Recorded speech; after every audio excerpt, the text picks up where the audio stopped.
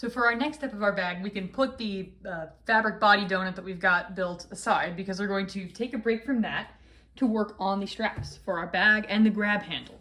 So for this step, you need your 2 long strap pieces and your short grab handle piece. The process for making these and the straps and the grab handle is exactly the same. So I'm going to show you how to do them all in the one video and just get it out of the way. So to start with, you've got your grab handle piece. I'm going to recommend starting with that one because it's the shortest, so it takes the least amount of time. You're going to fold it in half along the long edge, or hot dog style, as you may know it. And you're going to pin along your stitch lines. So once again, you start at the corners.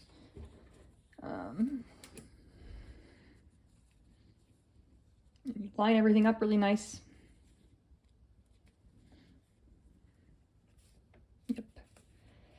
And then I'm going to use a few more pins in the middle here. Yep, there we go.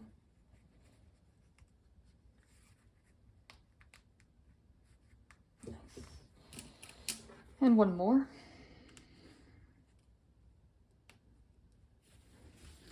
And then I'm going to take this piece over to the machine. So for stitching our grab handle and strap pieces, we are legitimately just doing the exact same thing we've done on the other seams. We are going to stitch them along this marked seam line at a stitch length of 3. Going to be sure to back stitch, removing the pins as I go.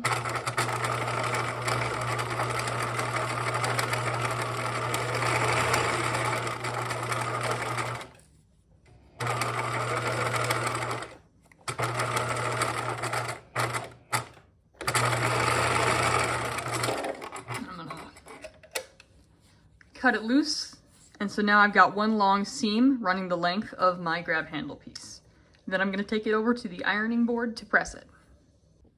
Okay, so we're back at the ironing board. We've got our sewn grab bag strap seam piece, and it's time for us to iron it. But you might be thinking, how on earth am I supposed to iron it when I cannot possibly put this around the ironing board to press it flat?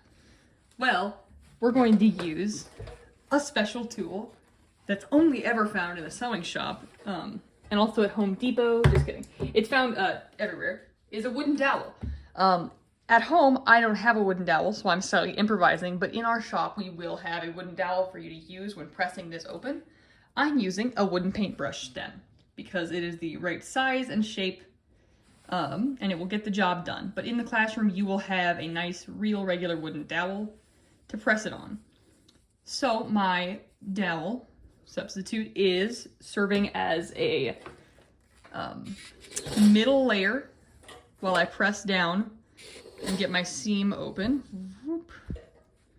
Gonna get that out. Okay. And so now I've got my seam all opened up, and the next step is going to require that we get a safety pin because we are going to turn it. So I've got a safety pin right here, but before we do that, we want to trim down our seams. So you'll need to grab your fabric scissors.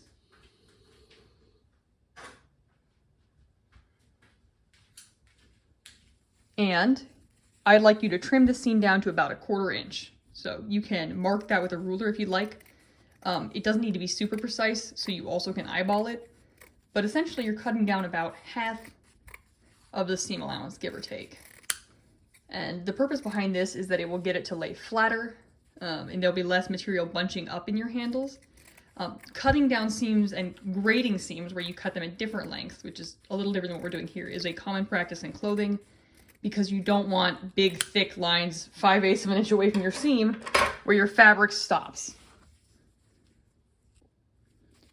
So in order for us to turn this tube, what we're going to do now that we've got our clipped seams is we're going to take a safety pin.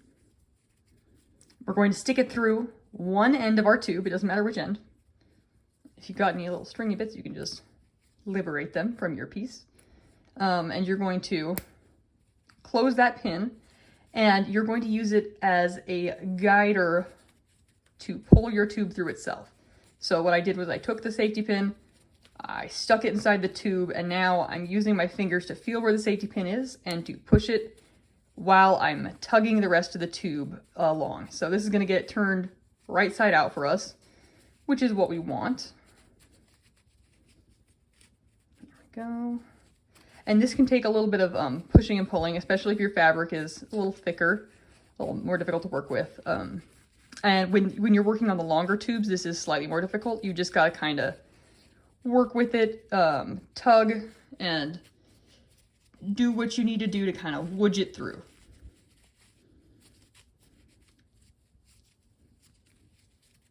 The worst one of these I ever did was I think it was 9 feet of velvet. And velvet does not like being made to do this. And 9 feet of velvet certainly does not like being made to do this because it never ends. Okay, and so now I've got my tube liberated. It's all right side out, which is what I was going for. I can remove my safety pin. And then I'm gonna press it again.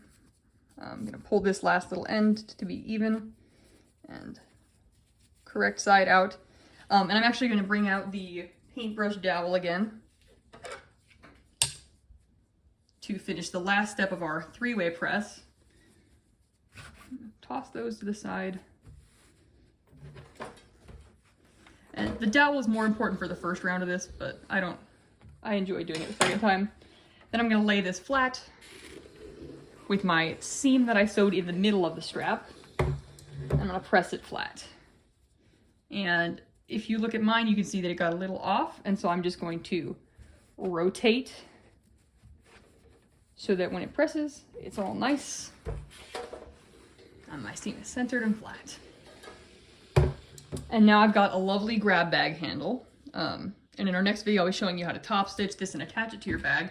But that is the process for making your bag grab handles and straps. So you will just repeat the process that I did here with these big long straps. If you don't need a tutorial for that, go ahead and you can call this video a day. I am gonna show this again in case you're needing a little more guidance. But for people who have confidence and are like, yeah, I can make straps after watching the grab handle tutorial, go off. You can go off on your own adventure, and I'm pretty sure you'll be able to do it because it's just a bigger rectangle, same process. But so I'm gonna fold this over, and you'll notice this one's a lot longer, so it actually doesn't all fit on the screen at once. But I'm doing the same thing. I match up the corners and pin. Yep.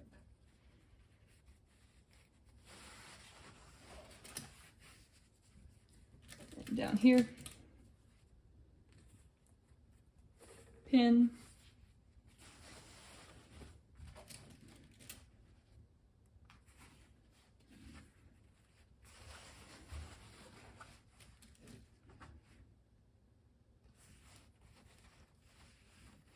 And remember, be sure to keep your stitch lines, your marked pencil lines, lined up and even. That's the most important part.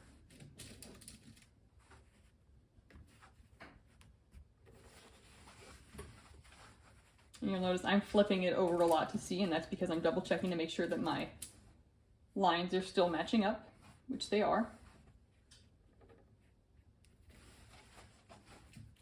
And now I'm going to go take this over to my sewing machine and repeat the process.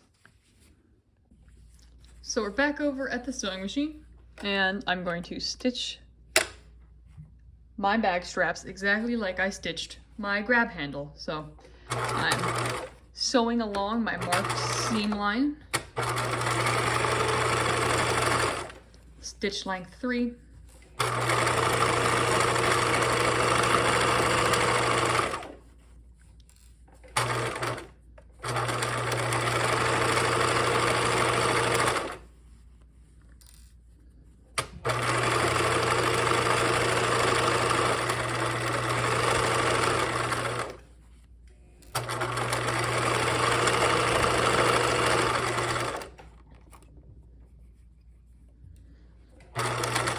at the end, back stitch, and cut it off. Now I'm going to go press this just like I did the grab handle. Okay, so I'm back over at the ironing table, and what I'm going to do next is I'm going to press the seam open just like I did on the grab bag with a dowel, fake dowel in my case. Although first I'm going to press it flat.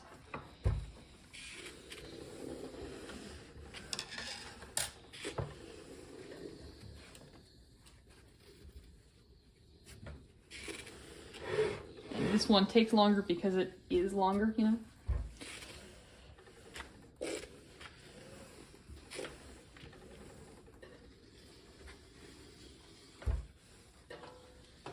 Okay. Now I'm going to press it open. And with this one, it's almost wide enough to fit onto your pressing board, but not quite. So unfortunately, it's dowel time. If you're using the classroom dowel, this is going to be a lot easier for you because it's not the length of a paintbrush.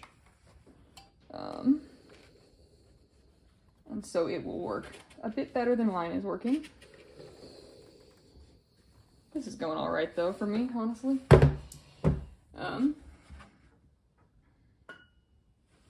And every step I'm doing right now with this one, you're going to duplicate on your second strap, which I will not show in the video because if you like to follow along with the instructions, you can just rewind and rewatch me making the strap the first time, because there's no difference between the two. They're the same piece doing the same step.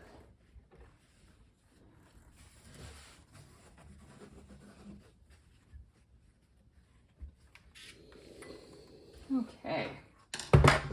So now that I got my seams pressed open, it's time to clip them down to 1/4 inch, just like before.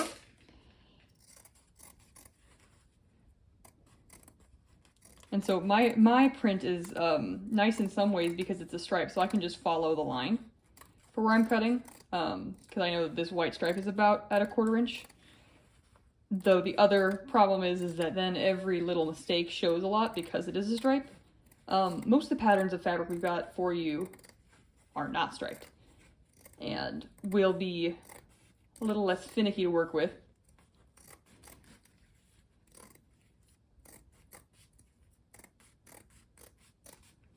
And one side is trimmed down and flip, and trim down the other side.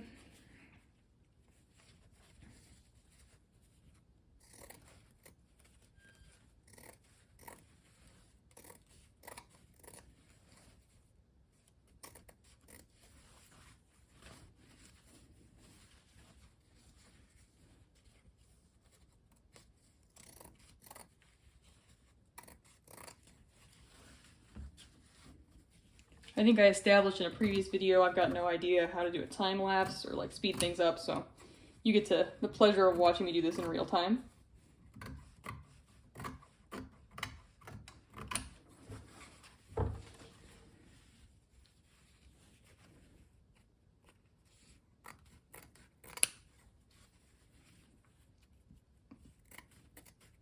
You may also be wondering, why would we add the extra seam allowance and then just cut it off? Like, why are we having it at 5/8 and cutting it down instead of just starting with it at 1/4? And the reason behind that is that it's easier to mess up when you've got a shorter seam allowance. Plus, with patterns like this, there's just kind of a standard seam allowance and you clip as necessary, so that's the case. Now I've got my pin hooked in to the end of my tube, and I'm just gonna dive it in there, and then start pulling on it. And this one is going to take a little bit more time and effort than your grab handle because it is much longer.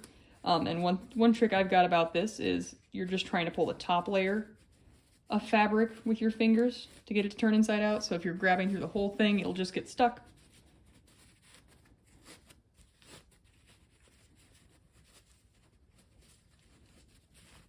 So I just kind of bunch up part of it on there and then smooth it down, try to get it to tuck in.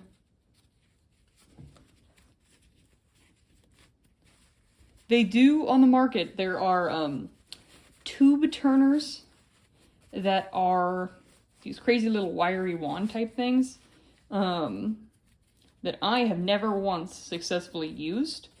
And there's really, I don't know, there's no need for them because if you can use a safety pin that you already own, why would you buy something fancy for it? The only real situation I could think of where that would be useful is if you're trying to make like a shoelace where it's the tiniest tube ever and a safety pin won't fit through, then those little wiggly wires would work. But on this, I'm pretty sure you would just rip it in half. Like it would be dead. It would not survive the turning of the tube by any means.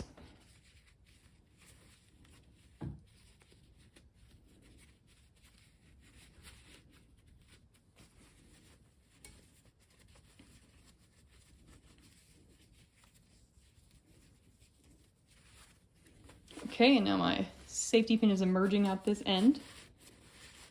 There we go. So now I've just got to kind of pull at the end with all the turning bits to get it loose. And I'm holding the free end with my left hand, pulling this with my right hand. That's not necessarily like the end all be all way, but it's making it easier right now for this. Okay. And there we go. So now I've got a big long strap that needs one more press and its safety pin removed. So I'm going to lay it out here. And on this one, you can also use the dowel to get that inner seam having its third press. I'm gonna skip straight to the part where I press it flat with the seam in the center. So I'm going to, this one, I'm gonna do a little bit at a time and then position the next bit because it is so long, I can't just do it in one pass like I did with the other one.